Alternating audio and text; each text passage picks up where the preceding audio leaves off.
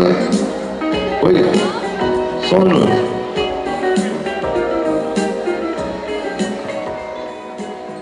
Obrigado, Adalto. Deixa eu ver aqui o que esse cara deixou para mim. Esse cara ele é muito querido por nós, eu particularmente por mim, ele é muito querido. Eu comecei um projeto, acho que é na Arenarte, Arthur Alvim. Ele tem um pequeno problema com o relógio, mas até o final do ano eu vou dar um relógio de presente para ele, chegar no horário para fazer trabalho conosco, né? Representando o Arthur Alvim, por gentileza, Bruno César, suba aqui ao palco.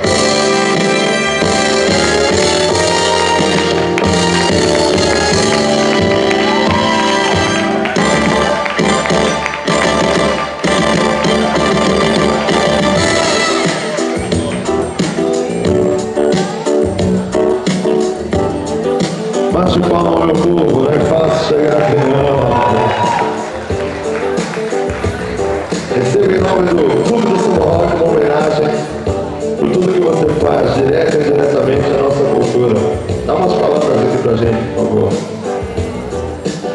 Fala onde você começou, manda um beijo pra sua mãe. Boa noite, galera. Para quem não conhecia, obrigado.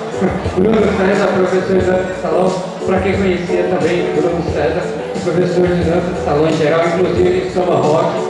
Eu queria primeiramente parabenizar, né, o Tony Rins, o Ataliba por essa festa maravilhosa. Eu acho que é um grande incentivo para os professores de samba rock nessa dança tão paulista, para a gente continuar aí nessa batalha, que não é fácil trabalhar só com dança aqui em São Paulo, né? E eu acho que isso é um passo importante para melhorar, né, a profissionalização dessa área tão maravilhosa que é a dança, né? Que às vezes a pessoa não dá valor, mas é muito importante a gente reunir a galera assim, se divertir, depois de um dia estressante de trabalho, sei lá o que a pessoa fez, né? É uma parte que mexe muito com a mente e o corpo da pessoa, né? Então é super importante, né, esse trabalho que esses professores todos que estão aqui vêm desenvolvendo. Inclusive eu, né, procuro fazer o melhor possível e quem me conhece sabe onde eu estou, eu tenho que passar o que eu sei e é isso que eu faço na maioridade sem querer ser melhor nem pior que ninguém, apenas fazer meu trabalho. Obrigado. Próxima noite a gente vai ver quem vai se candidatar aqui. Bruno, eu sei você carente,